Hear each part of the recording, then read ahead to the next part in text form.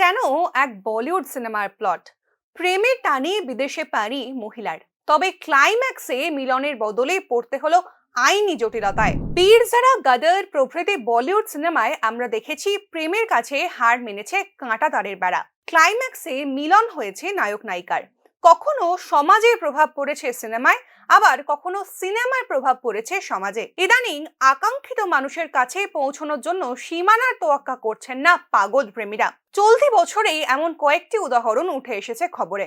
পাকিস্তানি সীমা হায়দার হোক বা মাস কয়েক আগে ত্রিপুরায় আসা ফাতেমা নুসরাত, প্রত্যেকেই ভালোবাসার টানে শুধু ঘর ছাড়েননি, ছেড়েছেন মাতৃভূমিও। আবার একই রকম ঘটনা ত্রিপুরায়। প্রেমের টানে মাতৃভূমি ছেড়ে বেআইনি ভাবে ভারতে ঢুকে পড়েন এক বাংলাদেশি মহিলা। সুধাংশু দাসের সঙ্গে বিয়ে করে সংসার পাতেন এদেশেই, তবে পিকচার এখনো বাকি ছিল, তা বোঝেননি তারা। সোমবার 139 বিএসএফ রানীবাড়ি বিওপি থেকে জনি রানী দাস নামক এক মহিলাকে আটক করে পুলিশ।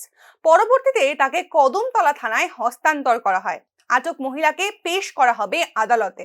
এখন দেখার বিষয় এই গল্পের ক্লাইম্যাক্স কোন দিকে মোড় নেয়।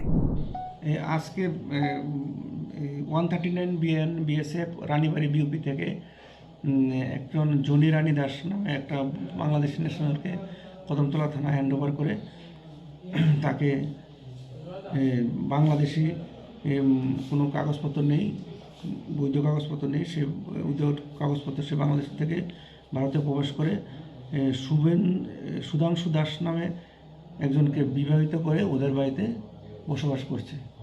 তো এই ব্যাপারে আমরা একটা মামলা নিয়েছি, তাকে কোর্টে ফরওয়ার্ড করবো আজকে। সুধাংশু দাসের বাড়িতে বজেন্দ্রনগর ওয়ার্ড নাম্বার 5। তো আমরা উড়ে গেছিল।